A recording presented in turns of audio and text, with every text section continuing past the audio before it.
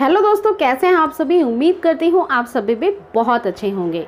दोस्तों, क्या आपकी डिलीवरी अप्रैल, मई या फिर जून में होने वाली है तो आपको कुछ बातों का विशेष रूप से ध्यान रखना चाहिए।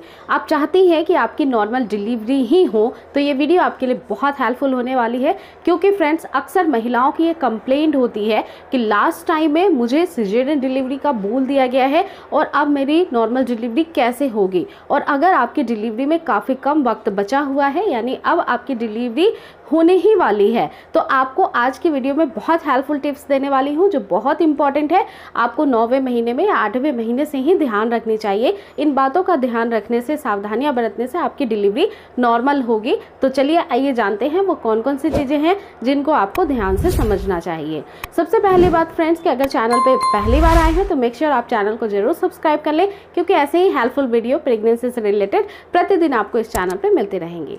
देखिए फ्रेंड्स, जब आपकी डिलीवरी का समय नज़दीक आ जाता है तो सबसे ज़रूरी बात का ध्यान रखा जाता है कि बच्चे ने अपना सर हेड डाउन किया है या नहीं, यानी कि बच्चे का जो सही पोजीशन होता है जिसे सेफेलिक पोजीशन कहा जाता है, बच्चा अपना सर नीचे की ओर करता है, तभी आपकी नॉर्मल डिलीवरी होती है। कई सारी महिलाओं के साथ ऐसा नहीं होता है और उनकी लास्ट जो सोनोग्राफी होती है उसमें अगर बताया गया आपको कि बच्चे ने हेड डाउन नहीं किया है तो काफ़ी चिंतित हो जाती हैं। बच्चे के हेड डाउन ना करने का एक प्रमुख कारण होता है कि आपका एक्टिव नहीं होना। बच्चे का हेड डाउन करने में आप उसकी मदद कर सकती हैं अपने आप को फिट और एक्टिव रख करके। कुछ ऐसे एक्सरसाइजेज जो आपको जरूर करना चाहिए अगर डिलीवरी में काफ़ी कम वक्त लगा है।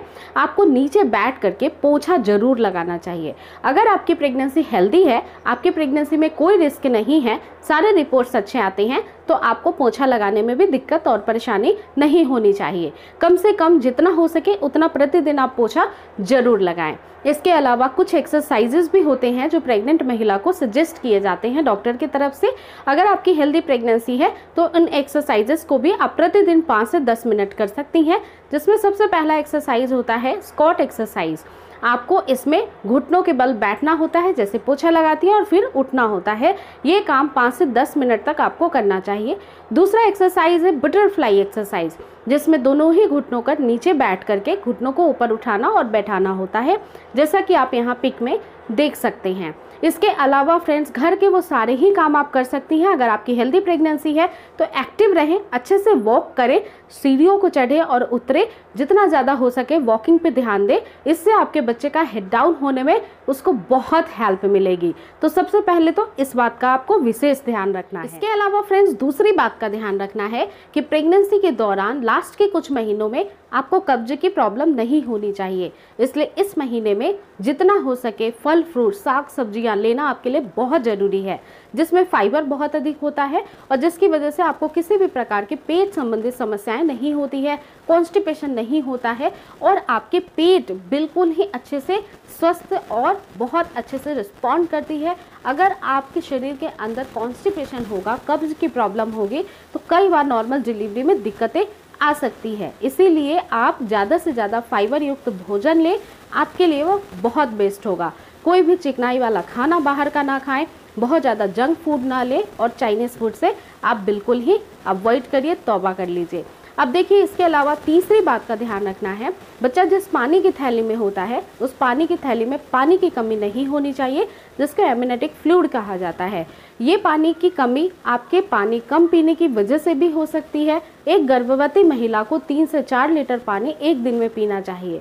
इसलिए आप कोशिश करें कि आप हर 1 घंटे पे 1 गिलास पानी पीती रहें।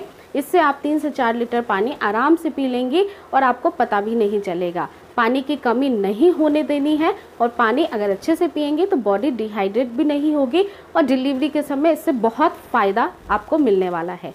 इसके अलावा चौथी बात का ध्यान रखना है कि कभी भी ज़्यादा टेंशन नहीं लेना है। अगर आपकी बीपी काफ़ी हाई रहती है तो जो मेडिसिन आपको डॉक्टर प्रोवाइड करते हैं उसको टाइम से लेना है, टेंशन कम लेना है, किसी भी तरह का चिंता और तनाव मत लीजिए और उससे दूर रहिए।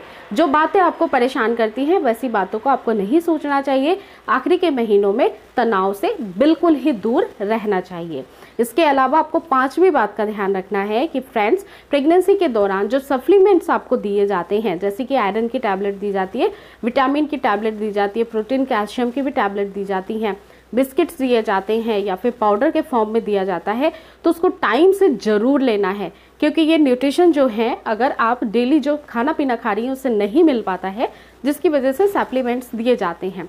आयरन की टैबलेट्स लेना बहुत इंपॉर्टेंट है। आखिरी के कुछ महीनों में हीमोग्लोबिन परसेंटेज डाउन होने की संभावना होती है, तो आपको अलग से ब्लड चढ़ाना भी पड़ सकता है, कॉम्प्लिकेशन बढ़ जाता है और नॉर्मल डिलीवरी के चांसेस कम हो जाते हैं।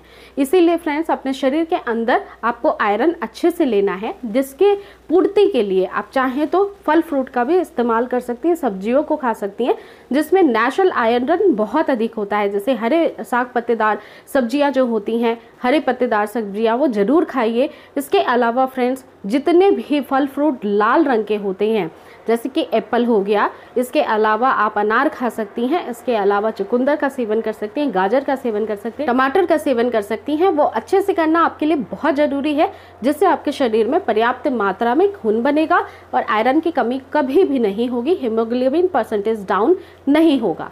इसके अलावा आखिरी और छठी बात है कि आपको कभी भी आपके डाइट में न्यूट्रिशन को कम नहीं करना है। न्यूट्रिशन आपको नट्स से बहुत अच्छे से मिलते हैं, बहुत सारे विटामिन मिनरल्स होते हैं, तो ये आपके शरीर में जाकर के आपके हार्मोन्स को व्यवस्थित रखते हैं। पोषक तत्वों से आपका शरीर भर जाता है, जिससे बच्चा भी स्वस्थ होता है। तो जितने भी आपको ड्राई फ्रूट्स मिलते हैं वो ज़रूर खाइए। खास रूप से बादाम का सेवन करना ना भूलें, बादाम में बहुत पोषक तत्व होते हैं। बादाम को छिलके सहित भी आप लास्ट के महीने में खा सकती हैं। आपको जो है, अगर 8वें या 9वें महीने में आप नहीं हो तो 7वें महीने तक बादाम को भिगो करके ही खाना, उसके छिलके को रिमूव करके। आखिरी के कुछ महीनों में छिलके सहित खा सकते हैं, क्योंकि छिलके में कुछ ऐसे तत्व पाए जाते हैं जो गर्म तासीर के होते हैं, आपके यूट्रस को स्टिमुलेट करते हैं, नॉर्मल डिलीवरी में उससे फ़ायदा मिलता है।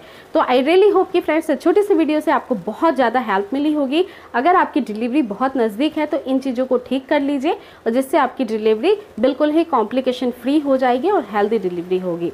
तो फ्रेंड्स, ऐसे ही वीडियोस को देखने के लिए चैनल को जरूर सब्सक्राइब कर ले। मिलती हूँ फिर अगली वीडियो में जल्द ही। Thank you.